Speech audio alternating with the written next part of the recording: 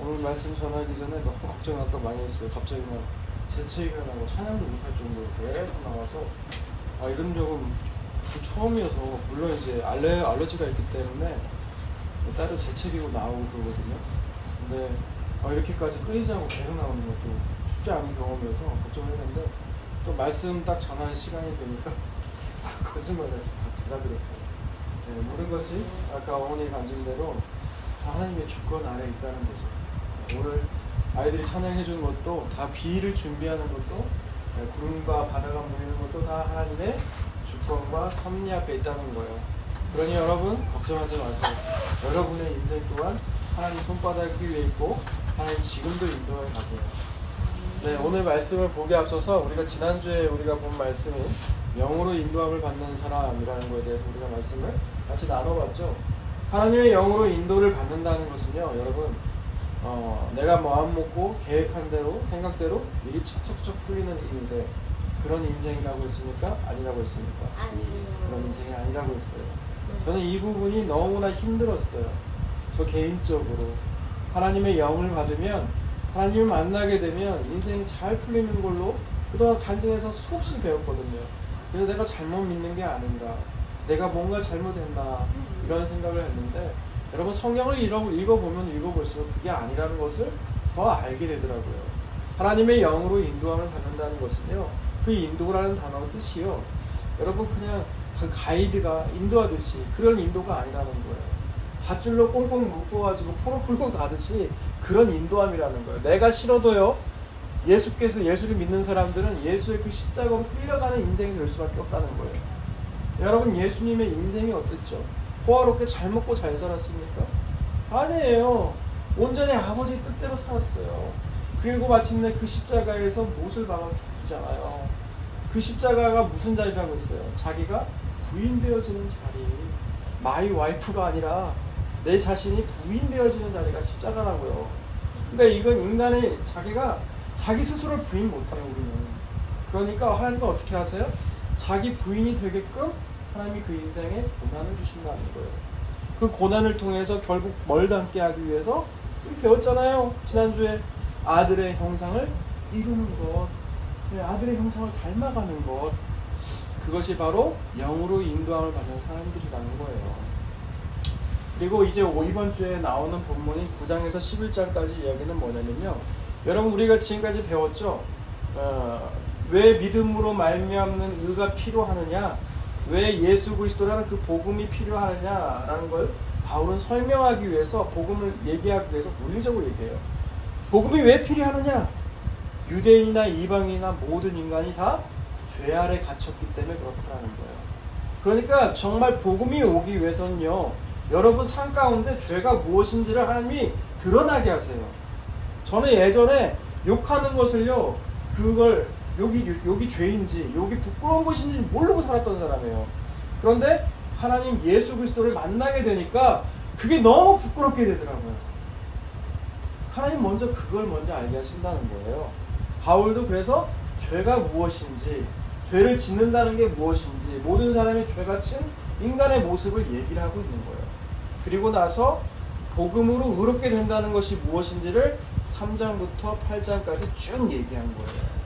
그것이 끝나고 나면 9장에서 11장까지 이제 이스라엘의 역사를 통해서 그 믿음으로 말미암아 의롭게 된다는 게 무엇인지를 또 한 번 보여줘요. 오늘은 그 중에서 가운데 있는 10장이에요. 10장. 먼저 1절에서 4절까지의 내용이 무엇인지를 먼저 말씀드리자면 이런 거예요.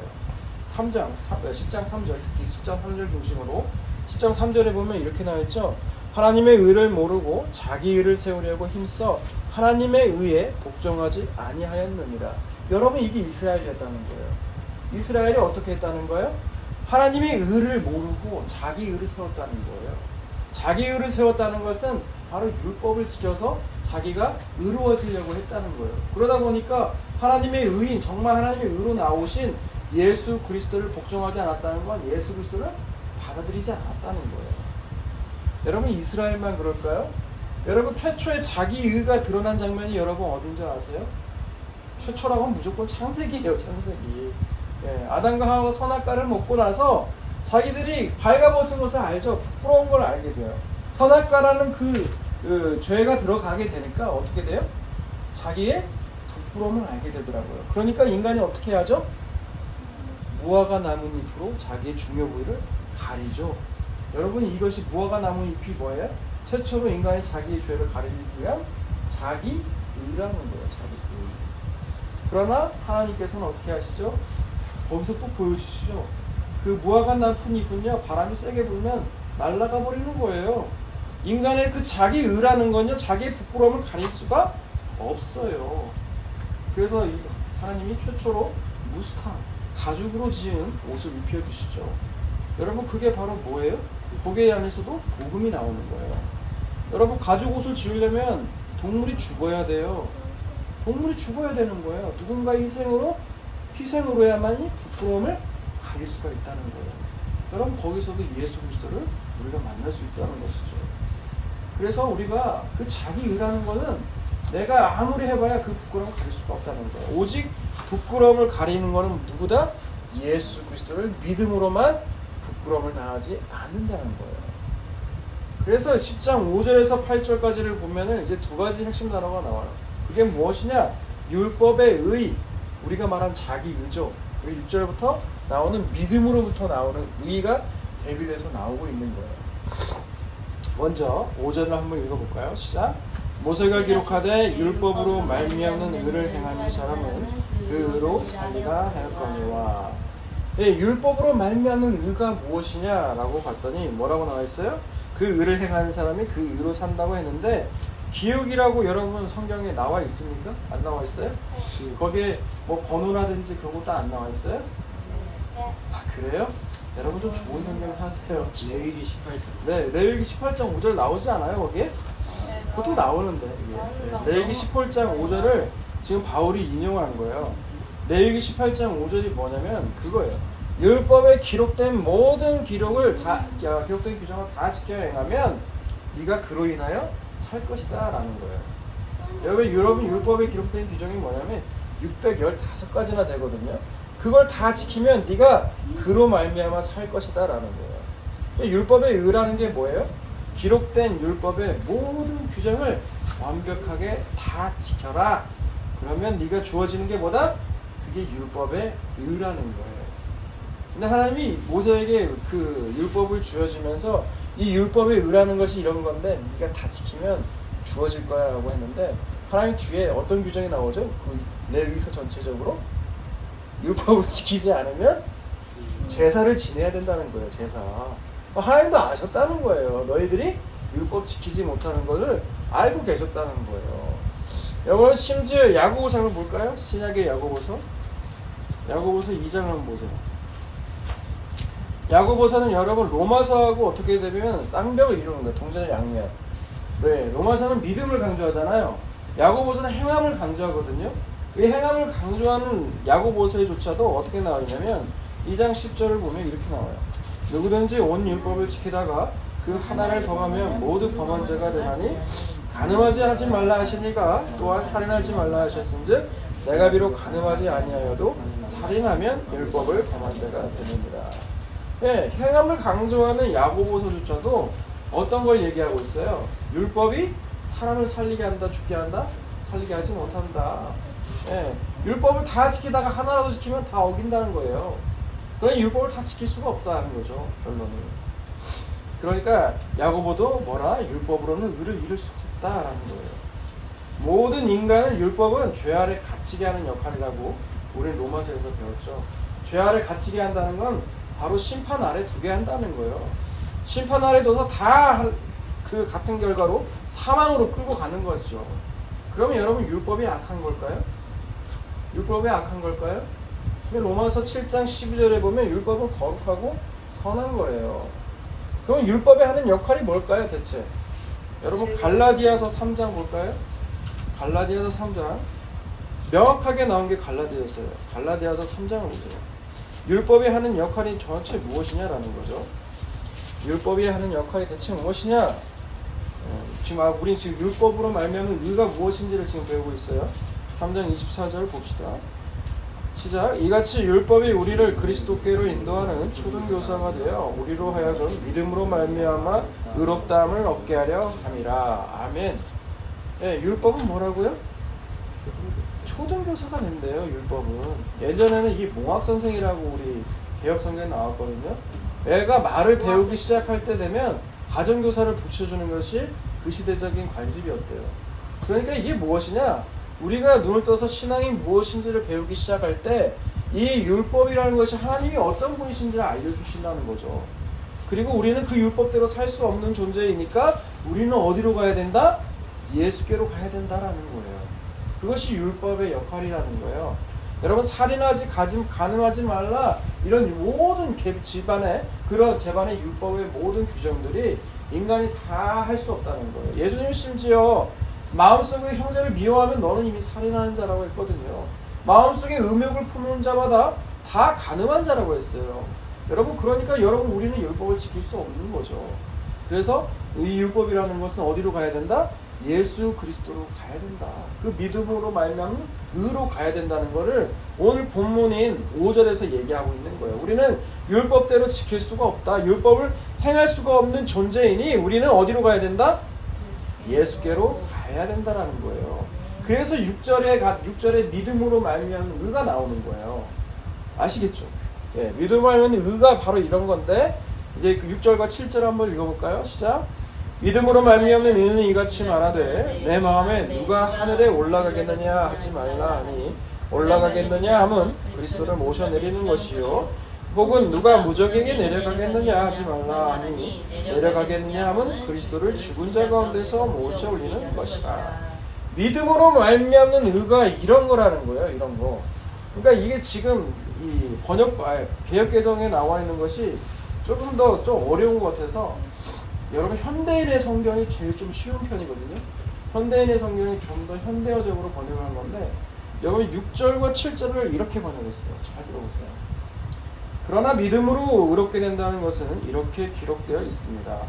너희는 그리스도를 모셔내리려고 마음속으로 누가 하늘에 올라가겠느냐 하지 말며, 또 죽은 자 가운데서 그리스도를 모셔 올리려고 누가 무적행에 내려가겠느냐 하지 말아라. 이렇게 기록되어 있어요. 이렇게 번역을 하고 있어요. 여러분, 이게 무슨 말일까요? 믿음으로 의롭게 되는 것을 얘기를 한 걸 하려고 지금 이따 신명기서 말씀을 볼 건데, 이거 신명기 말씀을 인용한 거거든요. 바울이 정확하게 글자 신명기에 있는 그대로 인용하진 않았어요. 이게 이따 우리 신명기에서 말씀을 보겠지만, 이 말이 이거예요. 너희가 그리스도를, 하늘에 있죠? 하늘에 있는 그리스도를 모셔서 내리려고 하지 말라는 거예요. 그럼 어떻게 하늘에 모셔 있는 예수 그리스도를 우리가 어떻게 하늘에 있는 그리스도를 내려오게 하길 수 있겠냐는 거예요. 또 죽은 자 가운데서 있는 그리스도를 모셔 올리려고 누가 어떤 사람이 무적행에 내려가겠느냐 하지 말라는 거예요. 하지 말라는 거죠. 여러분, 이게 무슨 말이에요? 이건 과장법이에요. 과장법. 얼마나 사람들이 그렇게 율법으로 말미암은 자기 열심을 얼마나 다했냐라는 거죠. 어느 정도로? 그 하늘에 있는 그리스도를 모셔가지고 내릴 정도로, 죽은 자 가운데 그 있는 무적행에 있는 그리스도를 다시 올리려는 그 열심, 도저히 할 수가 없는 거잖아요. 할 수가 없는 건데 자기의 종교적인 그 열심을 다해서 하고 있더라는 거죠. 그런 거 하지 말라는 거예요. 믿음으로 말미암는 의는 그런 종교적 열심이 아니라는 거예요. 이 부분 더 자세히 볼게요. 아까 말씀드렸다시피 이 구절이 뭐라고요? 구약에 있는 신명기서를 이용했다는 거예요. 여러분, 신명기서 말씀 볼까요? 신명기 구약이죠? 신명기 30장을 보세요. 30장이요. 신명기 30장. 아까는 기침이 미친 듯이 나오더니 기침 묻는 거 보면 너무 신기해요. 30장 11절에서 14절 볼게요. 30장 11절에서 14절.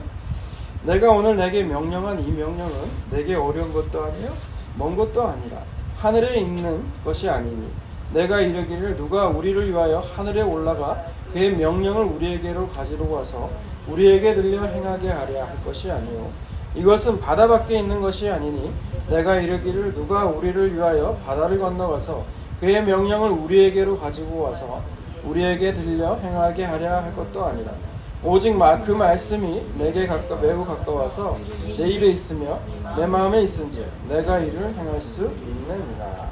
아멘. 내게 명령한 11절에 나가온 내게 명령한 이 명령 하나님 말씀이죠.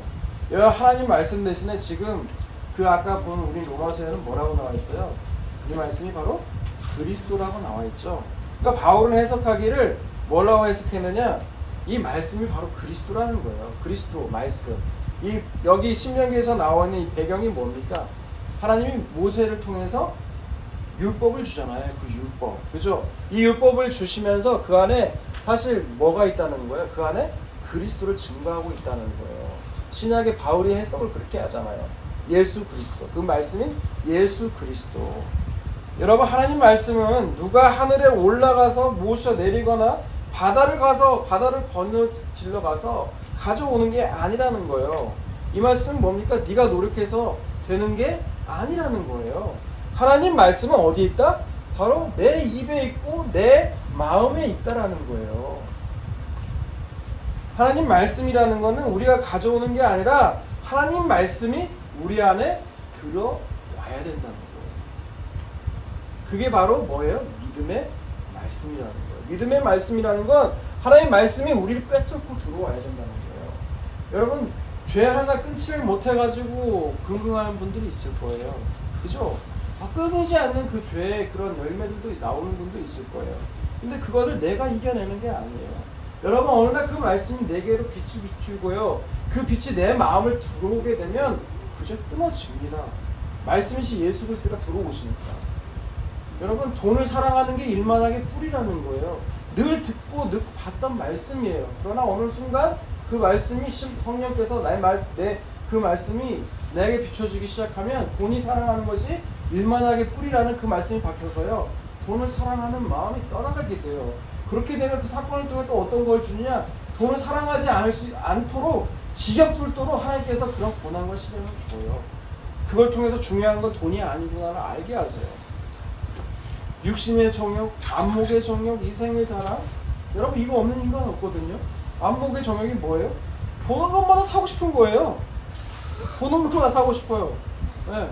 근데 이것이 어떻게 떠나갈까요? 그것이 예수 그리스도가 들어가게 되면 어떻게 돼요? 안목의 정욕이 떠나가게 되는 거예요. 여러분, 죄는 끊어내는 것이 아니에요. 왜 그거 있잖아요. 그 영화 뭐죠? 몽골 영화인데 갑자기 생각이 안 나는데. 아니요. 그런 거 말고 활이었나? 최종병기 활. 그 활이었나요? 거기서 영화 주인공이 활을 쏘면서 무슨 좀 멋진 대사를 날려요. 그게 뭐냐면 바람은 피하는 것이 아니라 이겨내는 것이다. 정확한 걸 모르겠어요. 근데 아무튼 성경을 유추해보면 죄는요, 여러분 이겨내는 게 아니에요. 여러분이 노력해서 이겨내는 게 아니에요. 죄는 하나님의 은혜에 집중하면 어떻게 돼요? 하나님의 은혜가 우리 안에 침투해두고 우리 안에 하나님 영으로 충만하게 되면 그 죄가 생각이 안 나는 거예요. 여러분은 쉽게 이 진리를 지금 그냥 앉아서 듣고 계시는데요. 저는 이걸 제 몸으로 체험하기까지 몇십 년이 걸렸어요. 저는 그 죄 이겨내는 건 줄 알았거든요. 말씀으로 내가 아둥바둥 살아내면 하나님이 자랑하다 보시고 이겨내게 하시는 줄 알았어요. 아니더라고요. 오히려 하나님 말씀이 무엇인지 그 말씀이 우리 안에 들어오게 되면 우리가 하나님께 그 시선이 향하게 되면 죄가 생각이 안 나더라고요. 여러분, 그게 죄를 이기는 비결이에요. 다른 거 없어요. 기도 여러분 많이 해가지고 기도 시간을 많이 가져라 하는 이유도 사실 더 하나님께 집중하기 위해서 하는 건데, 그 잘못되면 어떻게 돼요? 나는 그 기도를 많이 했더니 그 죄를 이겨냈다라는 자기로 나갈 수밖에 없거든요. 인간은 그래요. 누구나 다 그렇다는 거예요. 그게 아니라는 거예요. 하나님의 말씀이 우리 안에 딱 들어오게 되면 우리 입과 마음에 하나님의 말씀이 늘 있게 된다는 것이죠. 그에 반해서 율법을 가진 의는 자기들이 그리스도를 하늘에 올라가서 모셔오고 음부까지라도 내려가서 그리스도를 모셔오겠다는 거예요. 즉 내가 하나님을 위해서라면 무엇이나 하겠다는 거예요. 그리스도를 인간이 갈 수도 없는 하늘이나 음부에 가려고 할 정도로 인간의 의가 얼마나 대단한 것인지를 보여주는 게 오늘 본문 규정이에요. 오늘날 우리 교회 모습을 보세요. 인간이 하늘에 올라갈 수도 없고 음부에 내려갈 수도 없는데 그 구정을 구체적으로 예를 들면 이런 거예요. 인간이 여러분 그 교회 이름 말하면 안 되는데 뭐 뭐 교회가 있어요. 이거 다 부지세를 부고 있는데 얘기 나가면 어떡하지? 그 교회가 있는데 그 교회가 건물을 짓는데 난 성전이라는 말도 너무 싫어요. 아무튼 건물을 짓는데 그 대지 있잖아요. 땅값 빼놓고 건물 건축하는 데만 3천억이 들었대요. 3천억. 놀라지도 않네요. 3천억. 3천억을 들을 정도로 굉장히 놀랐는데 저는 보면서 3천억이 들었다는 거예요. 인간의 열심이 그만큼 대단하다는 거예요. 여러분 반대로 우리 교회는 그런 거 지을 돈이 있으면 뭐 건축을 한다든지 선교라든지 재정의 뭐 몇 프로 이상을 한다고 하는 교회도 있어요. 여러분 그것 또한 음부에 계신 음부로 내려간 하나님을 모셔 올리는 그런 행동이라고도 할 수 있는 거예요. 또 이 말씀을 듣고 있는 우리 교회는 어때요? 우리는 복음이 무엇인지 알아 라는 자만감이 가득 차 있다면 역시 그것 또한 자기의라는 거예요. 자기의. 믿음의 말씀이라는 것은요, 여러분 하나님 말씀이 가까워 내 입에 마음에 있다는 그 말씀이 내게 들려지게 되게 되면 그리스도를 모셔 올리거나 내려갈 정도의 열심을 보고 비판하는 이런 자기 자신을 잘 믿고 있다는 생각이 부수어진다는 거예요. 내가 내 죄를 안다는 거예요, 여러분.